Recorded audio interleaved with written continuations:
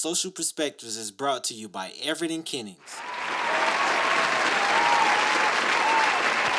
Welcome to Social Perspectives. I'm J. Gentile Everett. The George Floyd's family just received $27 million because the police brutally and unjustly killed their loved one. $27 million had to come from the budget and the coffers of the municipality there in Minnesota because of the senseless death of Mr. Floyd. It's a whole lot cheaper to show love, to show respect, to show kindness, even while executing our standards of policing when it comes to criminality. Succinctly, it's cheaper to love. We'll be right back.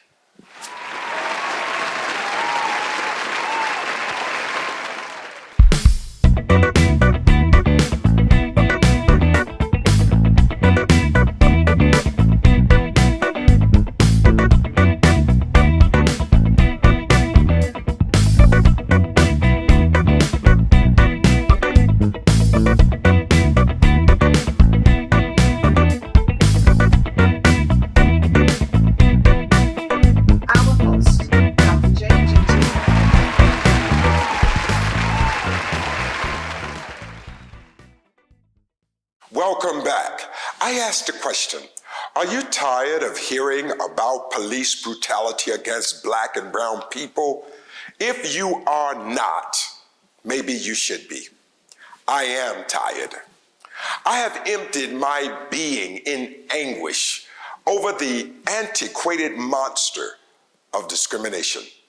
When thinking about this show, I could not help but to revisit some events in our recent history that are forever etched on the mental and emotional canvases of our lives.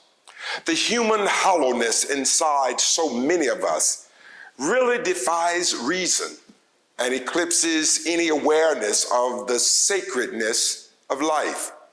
Have you noticed that discrimination does not remain stagnant in its manifestation? It is an escalating stairway that we have seen that leads to killings and the expectation of impunity on the part of the culprit responsible for the killing.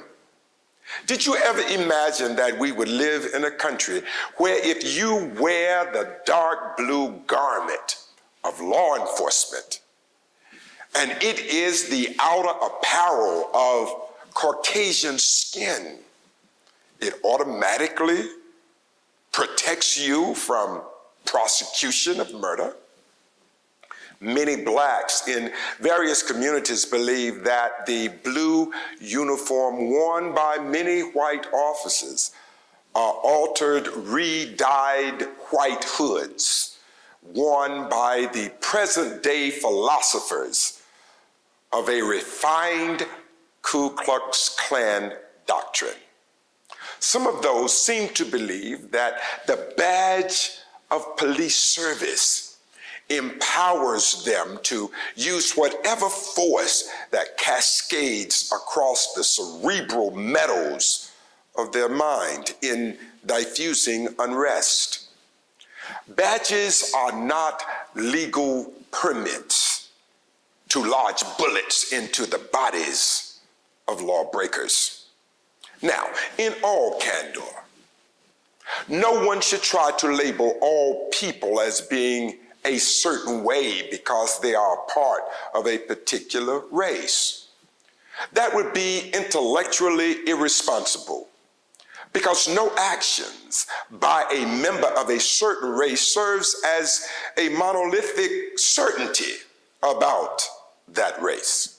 So it is worth mentioning that we are surely endowed with many great law enforcement officers who take their oaths seriously and execute their responses to criminal activity with the highest standards of policing. And indeed, we are truly grateful. Now let's probe into some realities that cannot go unnoticed. Let's consider the position of the victimized. Over and over again, city after city, we have seen the similarities of blacks being killed by police officers. It seemed to always follow a particular pattern. The white officer thinks the black suspect has a gun, or they shoot by mistake, or they shoot the suspect in the back, or during a traffic stop as he reaches to the glove compartment for registration, or jogging in a predominantly white neighborhood, and the list goes on and on. Sadly, far too many of these killings follow the same exact basic racial pattern. The venom from the white officer results in the victimization of the black suspect. Conversely, let us make it known, we do not subscribe to the notion that officers should not protect themselves when responding to possible criminal activity, because of course they should. But even if all the black suspects were involved in some criminal act, do they have to be tried, convicted, and executed by the officer on the call? Or should they too be entitled to due process of law? The cases where due process was not followed creates a durable substratum upon which people of color can erect towers of distrust for law enforcement.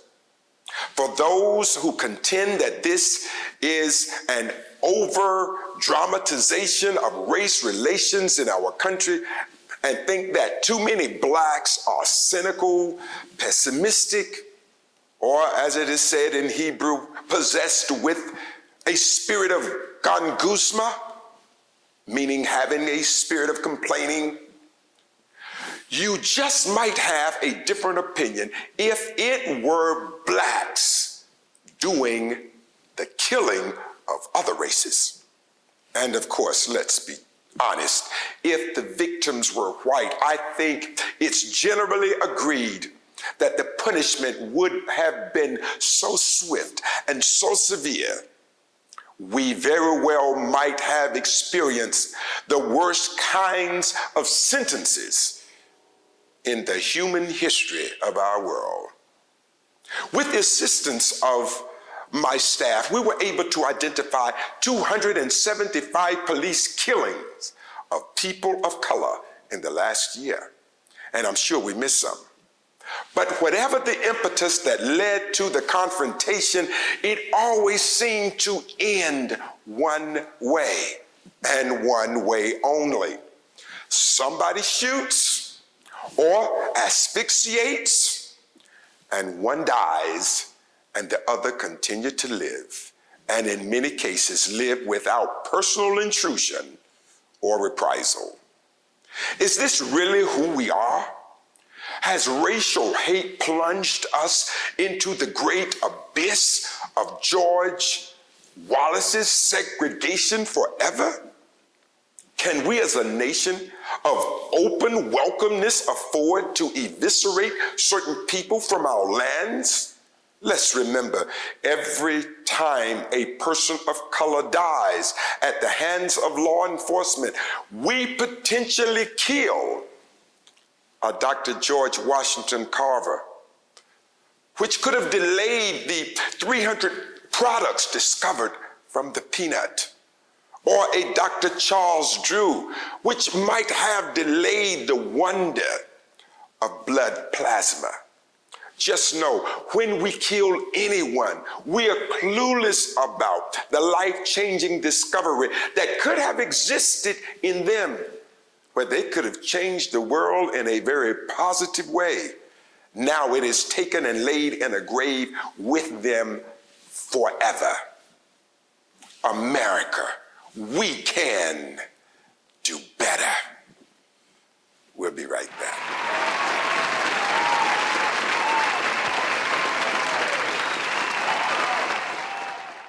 The Renaissance Shoe by JGE was inspired by the rise of Kamala Harris, our Vice President-elect of the United States of America. Get a pair at aliveshoes.com/renaissance-by-JGE-1. Again, that's aliveshoes.com/renaissance-by-JGE-1 to get a pair of American history.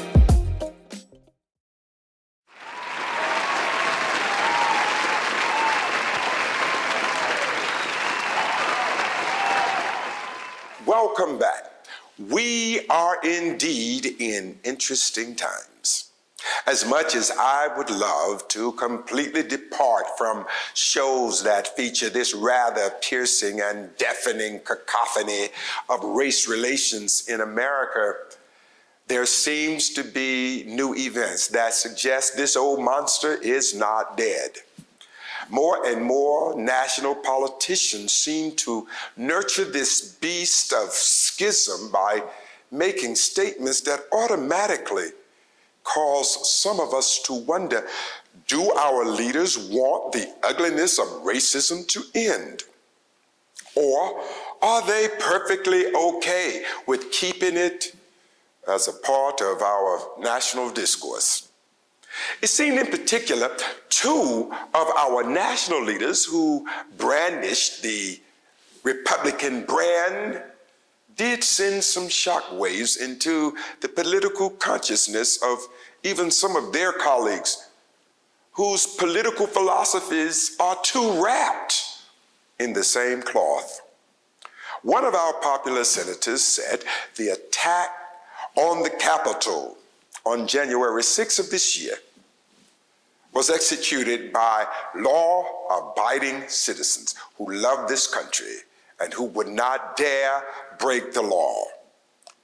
And he was neither concerned nor afraid for his safety, apparently because the insurrectionists were members of the race he shared.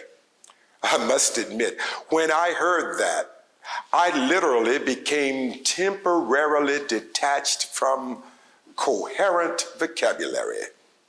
He continued his evaluation of the event by saying if these insurrectionists had been members of Black Lives Matter or Antifa, he would indeed have feared for his safety or had an obvious concern about his person.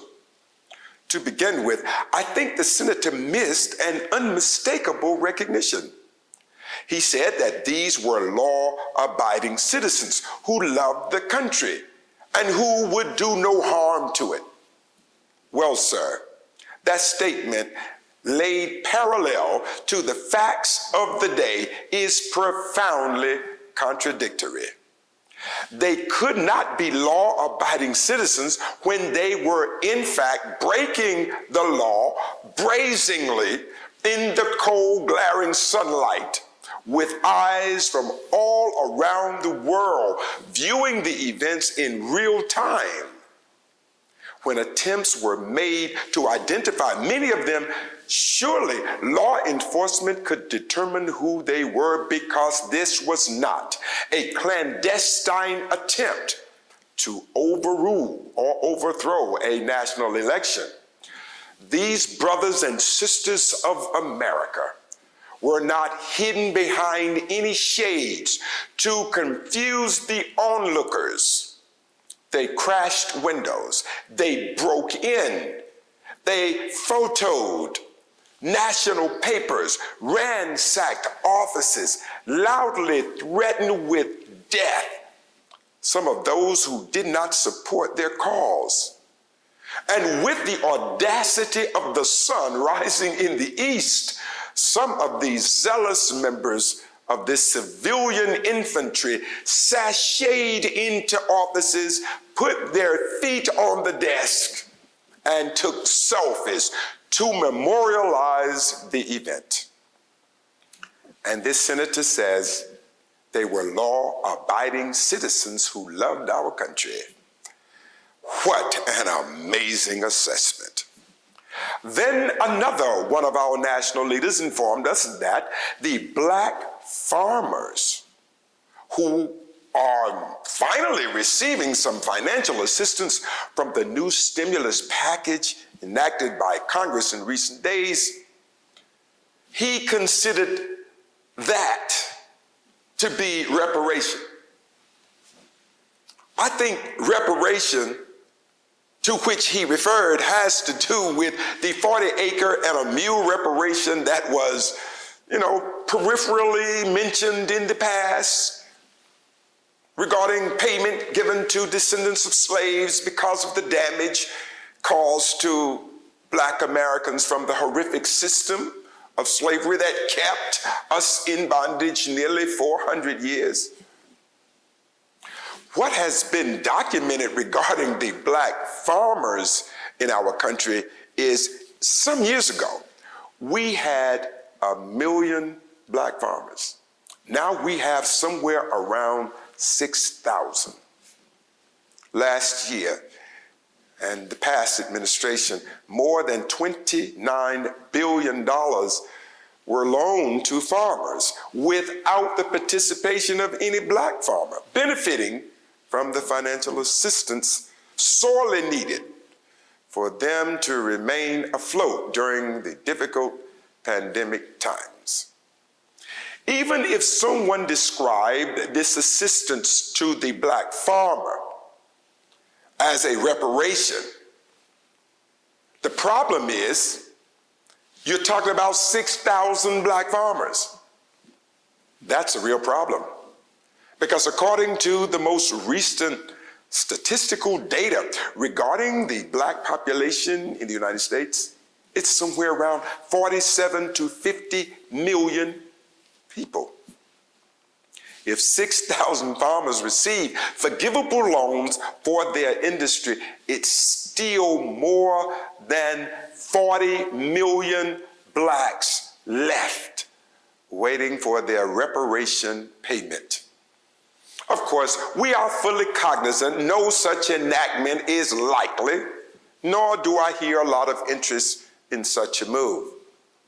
But what I do hear often are the wails of anguish crying for an opportunity to totally be free. Free to live the American dream, like driving a car and not be charged with driving while black, or wearing dreads without being stereotyped as a drug dealer or a gangbanger, or just free to live and not be discriminated against for jobs because you have natural hairstyles.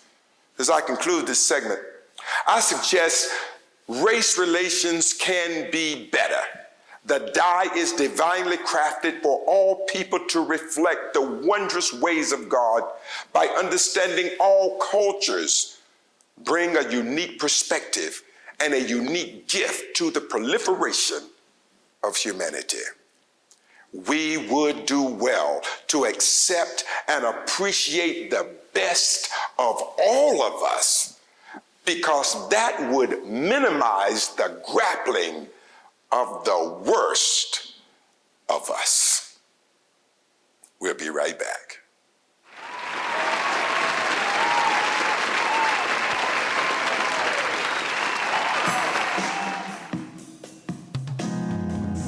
It has been said that power in the wrong hands is a recipe for personal destruction. This has never been more true than in the life of Dominique Washington. Her gains would become her grief. Her unbridled lust and selfishness would be interwoven in her plots. The shocking revelations, jaw-dropping surprises emerged when she realized the lack of a personal core makes one hollow inside.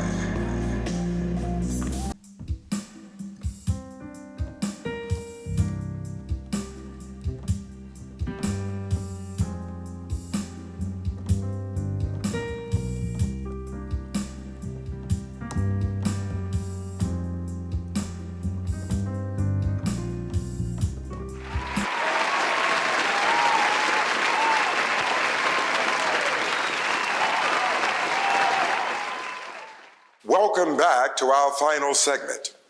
The conveyance of contents regarding any matter is inextricably immersed in temper, taste, and tone.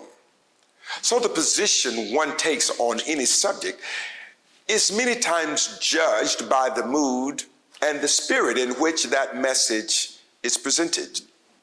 The quest for finding common ground to engage in dialogue about the chasm that has poisoned our social discourse regarding race relations will only be ascertained when the parties make a conscious effort to be civil and respectful toward each other. I firmly believe, with that being the substratum upon which we deliberate, it creates an atmosphere to nurture racial equity and ultimately camaraderie. Without having a meeting of civil minds, we will continue to pass on the ugliness in racial differences to the generations that have yet to enter our world. And what a travesty it would be for our children yet unborn to carry on the senseless cultural war of race. If we are not trying to lift up all people who share our world, we fail to seriously address the issue. I must take this time to apologize to all those in my life who have shared with me discriminatory practices that have been levied against them or they've had to endure. Frankly, I really didn't believe all of it, and I did not know anything like that could ever happen. But in recent years, my mind has changed. I've discovered that all smiles on faces are not authentic, unfortunately. And when you're on the losing end of a discriminatory practice, it hardens the heart and potentially contaminates the soul. My only real recognition of discrimination came when I was in a seminary class. Now, I was the only black student in that class. I had to get used to listening to off-color jokes about the ineptitude of black people. I was not too offended at first because I thought it was just a one-time event that would end that day. But the insults of blacks, though not directed at me, started to become a pattern, and it continued the entire semester. At the end of the semester, I turned in a research paper, and the professor called me into his office, and he asked me the meaning of certain words that I used in the paper. I defined them all, and he said, "Something still is not right here, because black people do not write like this, nor do they use this level of vocabulary in expressing their ideas. Besides, you never even talk in my class." From that point, I became somewhat vexed. Not only was it insulting to me personally by now, it was insulting to an entire race of people he obviously knew precious little about. My response was, and I remember it to this very day, "No, sir, I do not talk in your class.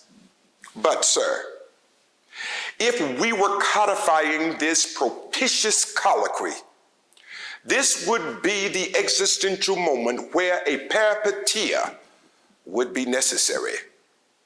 Your peripatetic methodology is designed to present pedantic erudition, but it reveals a gargantuan gibbosity of intellectual impotence with the impressions of a janissary of revelatory farrago with cacophonous bombast." He said, "Huh?" And I responded, Exactly. The translation simply was this: just a lot of sound and fury, but you're signifying nothing, in the words of Shakespeare. But seriously, let us not feel like skin color should pilot our conclusions about anyone, because great ideas and the beauty of brilliance are found in all colors of God's magnificent creation. Humbly, fervently, and sincerely, I pray that all of us, particularly the Christian community of all political stripes and tribes, will soon and very soon understand that it is our ambassadorship to promote a world that is a microcosm of heaven. And that means the abolishment of all segregation. And we must never stop promoting goodwill toward all. When we do, the incandescent love of God will flood through the veins of us all, and we'll be a better nation as a result. America, we can do better. I'm going to have to leave it there, and I want to thank you for joining us on Social Perspectives. Please make sure you check out Gentile's preferred business list.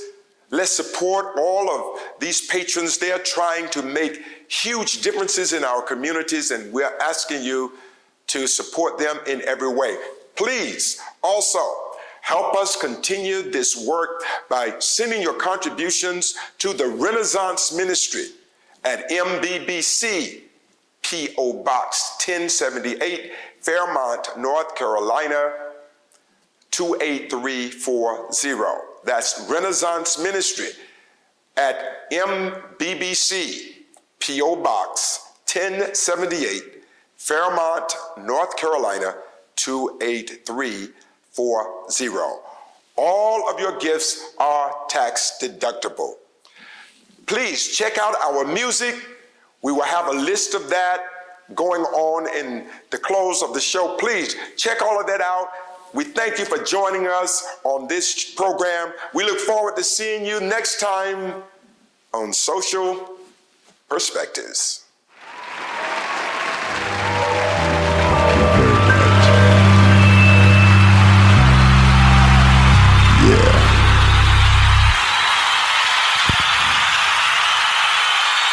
Give me a little bit more on this mic, brother. Let's do this.